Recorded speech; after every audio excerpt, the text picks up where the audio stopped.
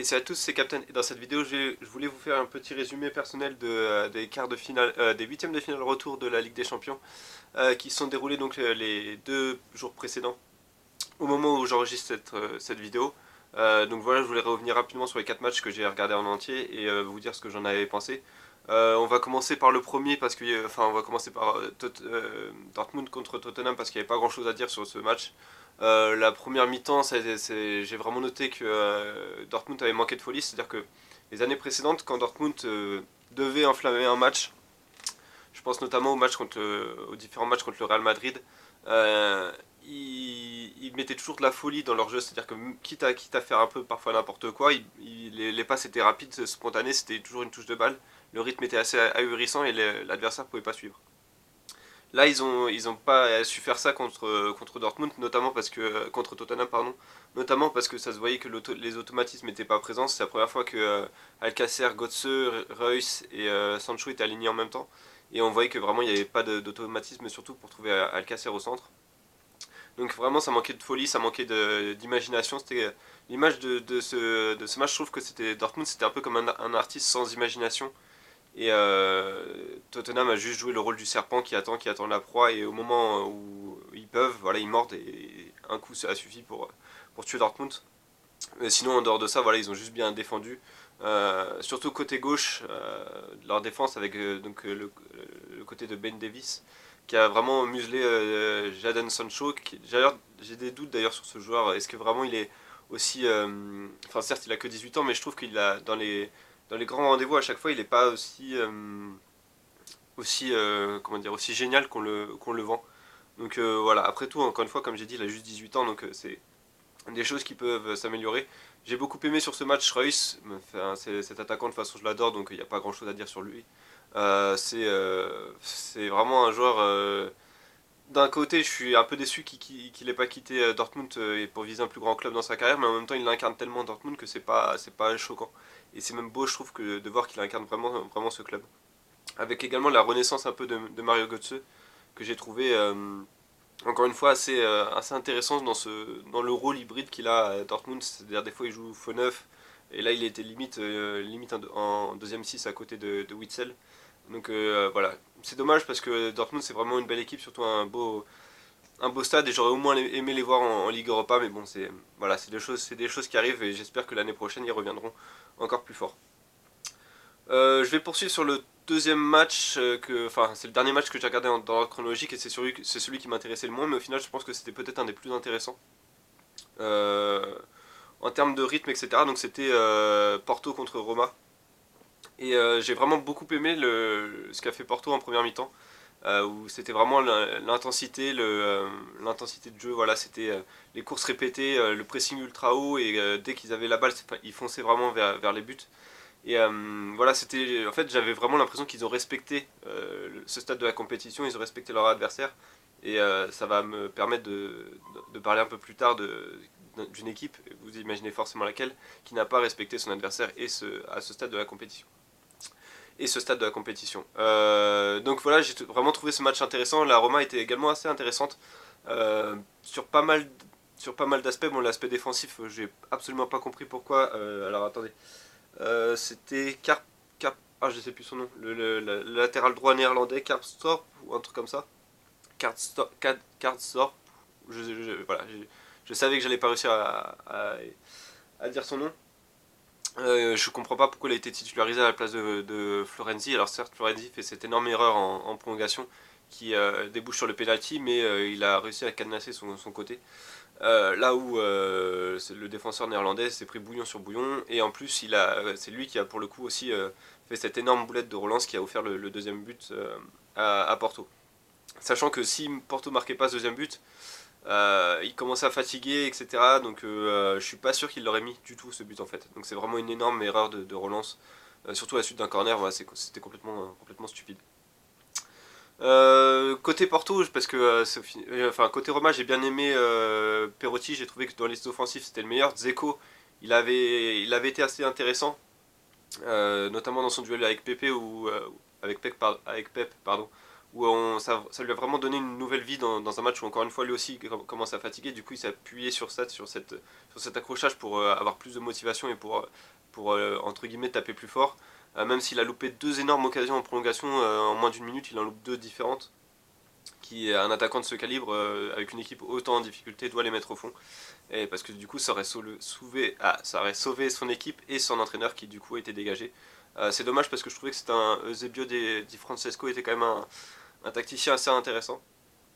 Et bon, c'est dommage de le voir partir, mais en même temps, là, je pense que la Roma n'avait pas d'autre choix. En plus, la Roma n'a pas eu n'a pas eu de chance parce qu'ils perdent De Rossi juste avant la mi-temps sur blessure et celui qui le remplace. Donc, si je me trompe pas, j'ai oublié son nom aussi. C'est terrible. J'ai regardé le match il y a 2 heures et j'ai oublié son nom. Perotti, je crois que c'est ça. Non, Perotti, c'est. Ah non, j'ai oublié son nom. Celui qui le remplace du coup et se blesse aussi en début de prolongation. Donc en gros, ils ont sur 4 changements possibles grâce à la prolongation, ils en ont 2 sur blessure. Donc voilà, c'était vraiment pas de chance pour eux. J'étais assez déçu de Danielo, je sais plus non plus son nom, Zaniello, si je me trompe pas, qui a été très timide alors qu'on l'annonce comme le futur grand joueur italien. Peut-être que ça va être le cas, hein. Je dis pas que ça ne le sera pas, mais j'aurais aimé le voir sur ce match-là et la Roma en avait besoin sur ce match-là. Côté Porto, le seul joueur qui m'a vraiment déçu, mais ça c'est souvent un joueur qui me déçoit, c'est Pep. Parce que ça peut être un bon défenseur quand il reste son match, mais là il a pété les plombs, il a failli coûter super cher à son équipe. Il fait une relance stupide à un moment qui donne une énorme occasion à la Roma, et je crois que c'est celle de Dzeko. Et ça, c'est parce qu'il a pété les plombs après justement son duel avec Dzeko. Un duel en plus où à ce moment-là, il se dirigeait vers les prolongations. Donc il n'y a vraiment pas besoin de péter les plombs et de faire un tête contre tête comme ça juste pour montrer juste pour essayer d'intimider l'adversaire, c'était complètement con. Euh, donc voilà, j'ai trouvé que Pépé était vraiment assez con dans ce match-là, mais c'est vraiment ses coups de sang qui peuvent coûter cher à l'équipe. Et en plus, du coup, ça l'a suspendu. Ce coup de sang-là l'a suspendu pour le quart de finale aller.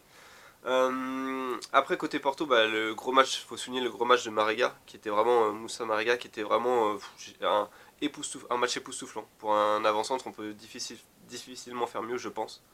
Que ce soit du point de vue défensif où il faisait des efforts monstrueux, ça m'a rappelé Cavani, euh, que ce soit de la première à la dernière minute de la prolongation, il faisait vraiment des efforts monstrueux.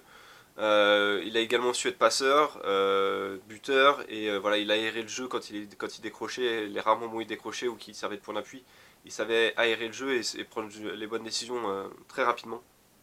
Donc vraiment très bonne surprise que cette avant-centre que j'avoue que je ne connaissais absolument pas. Et du coup, ça m'a vraiment surpris en bien de voir qu'il y a des attaquants comme ça qui existent encore dans le monde moderne où je trouve que les attaquants sont de plus en plus statiques au centre en attendant juste que les ballons arrivent, quoi. Côté Porto également, il faut souligner la bonne prestation de Danilo. Les entrants pour le coup, mais ça c'était des deux côtés, ont vraiment pas fait grand chose, même si du coup le penalty en prolongation arrive parce que les trois entrants font quelques passes entre eux et puis un centre, mais bon le centre au final il est raté et si Florenzi fait pas son énorme connerie, ça donne rien. Donc voilà, les entrants, la profondeur du banc de Porto, c'est pas trop ça en tout cas sur ce match-là. Je crois que sur ce match-là, c'est à peu près tout ce que je vais dire. Donc maintenant, on va passer aux deux gros morceaux. Le Real qui perd 4-1 à Bernabeu contre l'Ajax. En fait, je trouve que déjà c'était un beau match. L'Ajax a vraiment super bien joué. J'ai adoré leur triplette offensif, Ziyech, Daic et le dernier c'est Neres. Voilà. J'ai vraiment adoré cette triplette offensive qui était parfaite techniquement, collectivement, parce qu'ils se cherchent entre eux et ça c'est vraiment sympa.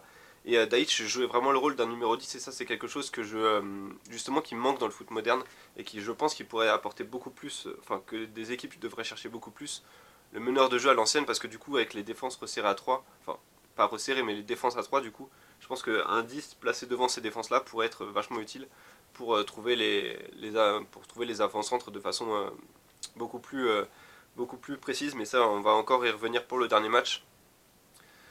Euh, Côté Real, j'ai trouvé que seul Modric et Benzema voulaient vraiment se surpasser pour cette qualification. Il y avait des attitudes étranges Notamment Casemiro qui avait une attitude étrange à chaque fois qu'il faisait une passe ou qu'il loupait quelque chose, il baissait la tête, comme si de toute façon voilà c'était fini.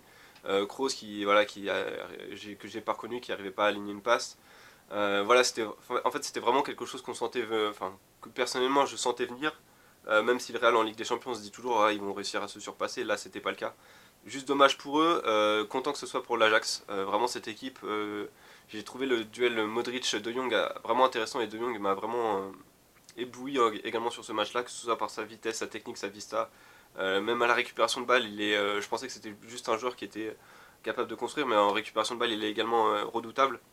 Vraiment, il a éteint Modric.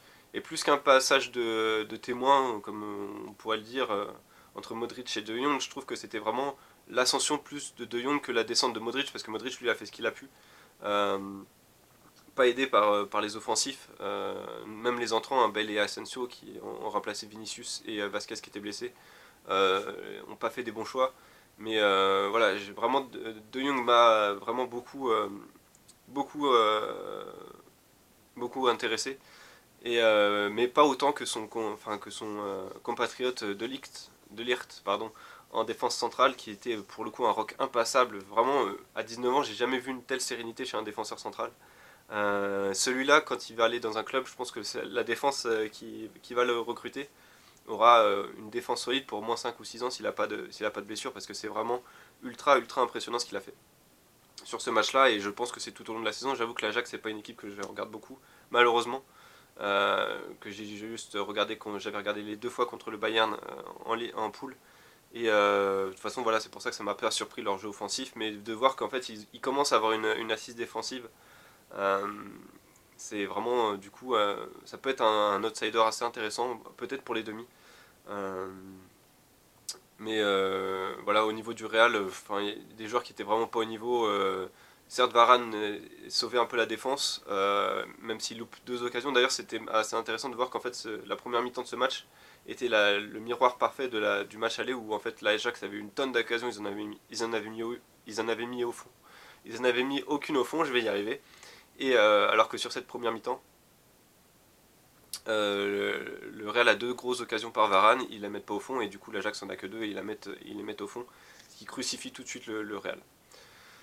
Je voulais dire autre chose, ouais, j'ai trouvé également Carvajal qui était complètement à l'ouest, Modric qui a dû revenir le couvrir 2 ou 3 fois parce qu'il s'était barré dans son couloir alors qu'il y avait une contre-attaque, donc c'était également assez bizarre de voir ces attitudes-là, et ça me permet d'avoir une transition parfaite pour le dernier match, donc forcément l'élimination du PSG par Manchester United. Personnellement, je pense que c'est pire que ce qui s'était passé à Barcelone. Euh, Parce que Barcelone était Barcelone, c'est-à-dire avec Neymar, Messi, enfin voilà, la pléthore de joueurs qui rentreront dans l'histoire du foot, alors que là, Manchester United, je suis pas sûr qu'il y ait un seul joueur qui rentre dans l'histoire du foot. En plus, ils avaient 10 absents. C'était à domicile, enfin c'est vraiment, voilà, Paris s'est complètement liquéfié. Il y a tellement de choses à parler. En fait, en revoyant certaines images du match que j'ai pas encore revues, je sais pas si je vais le revoir d'ailleurs, parce qu'au final, il n'y a pas grand chose à analyser. C'est même d'un point de vue tactique, il n'y a pas grand chose à analyser, quoi. C'est juste Paris qui a fait des cadeaux avec Kerrer et Buffon en Père Noël. Et, euh, et voilà, donc il n'y a pas grand chose à analyser, mais en revoyant certaines images, je me rappelle d'un moment où Daniel Alves commence à jongler au bord de la touche, alors qu'il y a, à ce moment-là, il y a 1-1 ou 2-1 pour Manchester United. Et sur le coup, ça m'avait pas choqué parce que je m'étais dit de toute façon, Paris va accélérer, ils peuvent en mettre un. Et de toute façon, s'ils accéléraient, ils pouvaient en mettre un. Et en final, avec le recul, je me dis, mais en fait, qu'est-ce qu'ils foutaient à faire ça en huitième de finale de la Ligue des Champions, où t'es mené 2-1, t'as juste à te prendre un but, t'es dans la merde, et le mec se permet de faire des jongles. Et pour revenir sur Dani Alves, je me demande aussi où est-ce qu'il a été placé tactiquement. Après la sortie de Draxler, il s'est retrouvé limite parfois en numéro 9 devant Mbappé, devant Di Maria. Je me dis, mais qu'est-ce qu'il foutait là? Est-ce que c'était Tourelle qui lui a demandé ça? Je pense pas. Donc qu'est-ce qu'il foutait là? Est-ce qu'il en avait en fait quelque chose à foutre de ce match-là? Et du coup, ça pose également la question de l'apport de ces cadres de vestiaire qui étaient donc censés être Daniel Vess et Buffon. Sur ce match, du coup, ce sont deux faillites. Mais la plus grosse faillite en termes de cadre de vestiaire, c'est Thiago Silva. D'ailleurs, sur le match, je sais pas si vous l'avez remarqué, mais moi personnellement, j'ai fait que ça. C'est qu'il était dans la pointe basse du coup de la défense à 3. Et dès qu'il avait la balle qui arrivait sur lui, il l'a passé tout de suite, genre pour dire je veux pas faire de conneries avec, donc reprends-la. C'est comme s'il avait les pieds en feu. Il voulait pas avoir la balle parce qu'il avait peur qu'il fasse une connerie avec. Et j'ai vu que plusieurs fois ça a du coup foutu dans la merde Verratti, Kerrer, parce qu'il balançait sur eux alors qu'il y avait un joueur de Manchester qui arrivait justement sur eux, donc ça les foutait dans la merde. Et il reculait en plus à chaque fois qu'il avait la balle. Je pense que si le match avait continué, je pense que Thiago Silva rentrait dans les buts et se cachait derrière Buffon tellement il reculait quoi. Euh, En termes de leader technique, parce que là j'ai parlé des leaders de vestiaire, mais en termes de leader technique, Di Maria et Mbappé ont été complètement à l'ouest. Surtout Mbappé, il n'a pas le droit de louper des occasions comme ça. Pour un joueur à 180 millions, c'est intolérable, inacceptable. Pour un joueur qui veut gagner le ballon d'or, il doit faire beaucoup mieux. Beaucoup mieux. Di Maria, pareil, il fait un match aller parfait. Là, encore une fois, on a l'impression qu'il en a rien à foutre. Je veux dire, c'est pas possible que un joueur comme ça puisse, encore une fois, avoir du mal à lever des ballons en corner. Quand il frappe un corner, il a du mal à passer le premier joueur. Et c'est surréaliste de voir ça. Tous les matchs, pour le coup, je regarde quasiment tous les matchs du PSG. Et quasiment tous les matchs, il fait ça, quoi. Il n'arrive pas à passer au-dessus du défenseur lorsqu'il tire un corner. Alors qu'il y a des fois où il va vous sortir un coup franc magique. Mais tout ça, c'est parce qu'il aura eu envie de marquer son but. Parce qu'il aura envie de. Voilà, c'est encore une fois, c'est une question d'envie selon moi. Après, il y a eu également une question de physique où Mbappé, à 20 minutes de la fin, il a décroché du poste d'avancante parce qu'il pouvait plus faire les courses. On l'a vu dans son 1 contre 1 à la fin là, contre Des Réa où il est tout seul et il glisse. Enfin, à mon avis, c'est qu'il était plus lucide, il était complètement cramé et du coup il savait pas quoi faire. Il a essayé de faire un crochet, mais il a glissé. Alors qu'il avait peut-être, enfin, à mon avis, il avait le temps de frapper un peu plus en force, des choses comme ça. L'absence de Neymar et Cavani, je pense qu'elle a pesé. Surtout Cavani, parce que je pense qu'il aurait, à la place de Mbappé, il aurait mis au moins un but. Après, avec Dessy, on peut refaire un peu ce qu'on veut, hein. On peut mettre Paris en quart, mais voilà, sur les centres également, Mbappé, il a aucune menace en fait sur les centres. Il va pas prendre un ballon de la tête. J'ai jamais vu Mbappé marquer un but de la tête, alors que Cavani aurait au moins pu faire une menace pour la défense de Manchester. Euh, voilà, en termes de joueurs, Verratti a fait peut-être de son mieux. Draxler, il a été très décevant également. C'est un joueur que j'aime bien d'habitude, mais là, on peut rien tirer de positif de sa prestation. J'ai trouvé que le seul qui surnageait dans cette équipe, c'était Bernat, parce que c'était vraiment un joueur où on sentait qu'il voulait se dépasser. Il avait vraiment envie de dépasser ses fonctions, de dépasser ses limites physiques, parce qu'il jouait contre une équipe anglaise, donc théoriquement au niveau physique il devait être pris, mais c'est lui qui se battait le plus. Et c'est peut-être parce que c'est celui qui a le plus à prouver pour l'année prochaine. Il n'est pas sûr de rester. Enfin, il n'est pas sûr d'avoir un concurrent qui lui arriverait pas sur la gueule. Donc j'ai trouvé vraiment que c'était le seul qui tenait en fait son rang. Et sinon, c'était une faillite collective. Je me demande également ce qu'a dit Thomas Tuchel à la mi-temps, parce qu'encore une fois, c'est un entraîneur que j'adore. Mais qu'est-ce qu'il a pu dire à la mi-temps pour que Paris revienne sans aucune intention, en refusant complètement le jeu en deuxième mi-temps, c'est-à-dire qu'en se faisant juste des passes sans accélérer. Alors que s'ils accéléraient, on l'a vu en première mi-temps, ils mettaient vraiment Manchester en danger, quoi. Donc je me demande ce qu'il leur a dit. Euh, mais au final, ce qui s'est passé, c'est que l'équipe, encore une fois, par rapport à Barcelone, s'est fait caca culotte. Et voilà, c'était vraiment déplorable à regarder. Et c'est triste en fait, parce que je me dis, mais en fait, cette équipe, c'est quoi? C'est des leaders qu'il faut changer? C'est quoi? Qu'est-ce qu'il faut changer à ce point-là, à ce niveau-là? J'avoue que j'aurais pas la réponse en fait. Donc voilà, c'est tout ce que je voulais dire pour l'analyse de ces matchs. Donc n'hésitez pas à me dire ce que vous en pensez dans les commentaires. Alors, avant de finir la vidéo, c'est la première fois que je fais une vidéo de sport sur cette chaîne-là. C'est la première fois que je fais une vidéo de sport en tout court. Donc soyez un peu indulgents si vous trouvez que le format vous plaît pas ou des choses comme ça. N'hésitez pas à me dire ce que je pourrais améliorer dans les commentaires. Ça c'est vraiment très important. Par contre, dans les commentaires, je me réserve le droit de supprimer tous les messages avec insultes, gros mots, etc. dedans. C'est-à-dire que vous pouvez vous exprimer, il n'y a pas de souci, mais je veux surtout pas qu'il y ait des insultes. Euh, voilà, le débat serait bienvenu, etc. Mais je veux surtout pas que ça se transforme en insulte, et de toute façon, le premier message qui sera insultant sera supprimé. Ça sera aussi simple que ça. Donc voilà, n'hésitez pas à me dire encore une fois ce que vous avez pensé de ce format dans les commentaires. N'hésitez pas à me dire ce que vous avez pensé de ces matchs dans les commentaires. Et puis moi je vous donne rendez-vous pour d'autres vidéos de sport sur la chaîne. J'en sortirai une avant le week-end et après le week-end. Et également une la semaine prochaine pour les autres. Huitième de finale retour qui se profile. Voilà, merci d'avoir regardé cette vidéo et je vous dis à bientôt.